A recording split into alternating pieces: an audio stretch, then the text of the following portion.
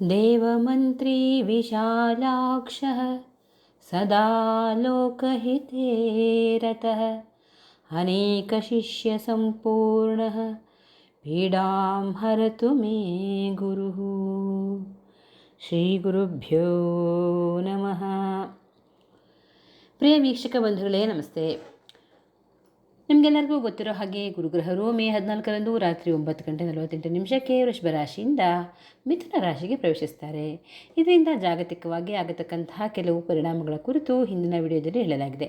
ಅದಕ್ಕೆ ಇನ್ನೊಂದಿಷ್ಟು ಸೇರ್ಪಡೆ ಮಾಡೋದಾದರೆ, ಚಿನ್ನದ ಬೆಲೆಯಲ್ಲಿ ಇಳಿತ ಆಗ್ತಾನೆ ಇರುತ್ತೆ.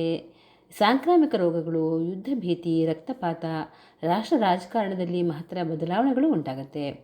ಹಾಗೆಯೇ ಈಗ ಗುರುಗ್ರಹದ ಸ್ಥಾನ ಬದಲಾವಣೆಯ ಪರಿಣಾಮ 12 ರಾಶಿಗಳ ಮೇಲೆ ಕೂಡ ಖಂಡಿತ ಆಗೇ ಆಗುತ್ತೆ.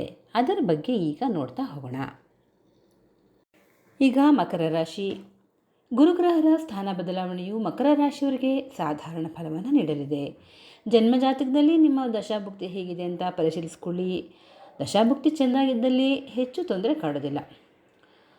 ಆದರೆ ಈಗ ನಾವು ಒಂದು ಜನರಲ್ ಆಗಿ ಹೇಳೋದಾದರೆ, ಗುರುಗ್ರಹದ ಅತಿಚಾರದ ಫಲವಾಗಿ ಕೌಟುಂಬಿಕ ಕಲಹ ಹೆಚ್ಚಾಗತ್ತೆ. ಮನಸ್ಸಿಗೆ ನೆಮ್ಮದಿ ಇರೋದಿಲ್ಲ. ಯಾರೋ ಹೇಳಿದರು ಅಂತ ಯಾವುದೋ ಪ್ರಶಾಂತ ಸ್ಥಳಕ್ಕೆ ಹೋದರೆ ಅಲ್ಲೂ ಕೂಡ ನೆಮ್ಮದಿ ಇಲ್ಲ. ಪತಿಯೊಡನೆಯೋ ನಡೆದ ಜಗಳನ್ನೇ ನಿಮ್ಮ ಮನಸ್ಸನ್ನು ಆವರಿಸ್ಕೊಂಡ್ಬಿಟ್ಟಿರುತ್ತೆ. ಅಥವಾ ಯಾವುದೋ ಆಸ್ತಿ ವಿಚಾರಕ್ಕೋ, ಭೂಮಿ ವಿಚಾರಕ್ಕೋ, ಬಂಧುಗಳೊಡನೆ, ರಕ್ತ ಸಂಬಂಧಿಕರೊಡನೆ ನಡೆದಿರ್ತಕ್ಕಂತಹ ಕಲಹ, ಇವೆಲ್ಲವೂ ನಿಮ್ಮ ಮನಸ್ಸನ್ನು ಕೆಡಿಸಿಬಿಡುತ್ತೆ. ಆರೋಗ್ಯದಲ್ಲಿ ಕೂಡ ಏರುಪೇರಾಗುತ್ತೆ. ಕಣ್ಣು ಬೇನೆ ಕಾಡುತ್ತೆ. ಇನ್ನು ತಿಂದ ಆಹಾರ ಸರಿಯಾಗಿ ಜೀರ್ಣವಾಗೋದಿಲ್ಲ. ಅಂದರೆ ಜಠರದ ಸಮಸ್ಯೆಗಳು ಕೂಡ ಕಾಣಿಸ್ಕೊಳ್ಳೋ ಸಾಧ್ಯತೆಗಳು ಹೆಚ್ಚಾಗಿರುತ್ತೆ. ಇನ್ನು ಅಪವಾದಗಳು ನಿಮ್ಮ ಬೆನ್ನಟ್ಟಿ ಬರ್ತಾ ಇದೆ. ನಿಮ್ಮ ಪಾಡಿಗೆ ನೀವು ಇದ್ರೂ ಸಹ ನೀವು ಮಾಡದೇ ಇರತಕ್ಕಂತಹ ತಪ್ಪಿಗೆ ನೀವು ಶಿಕ್ಷೆಯನ್ನು, ಆರೋಪವನ್ನು ಎದುರಿಸಬೇಕಾಗುತ್ತೆ. ಒಂದಷ್ಟು ಯಾವುದಾದ್ರೂ ಹೊಸ ಕೆಲಸ ಮಾಡೋಣಪ್ಪ ಅಂತಂದರೆ ಅದು ಸಹ ವಿಫಲವಾಗುವ ಸಾಧ್ಯತೆ ಇದೆ. ಮಕರ ರಾಶಿಯವರು ಈ ಪರಿಹಾರವಾಗಿ ಗುರುಶಾಂತಿಯನ್ನು ಮಾಡಿಕೊಳ್ಳಿ.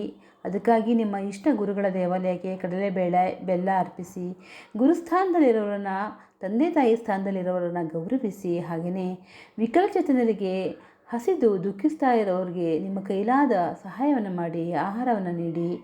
ಒಳ್ಳೆಯದಾಗಲಿ.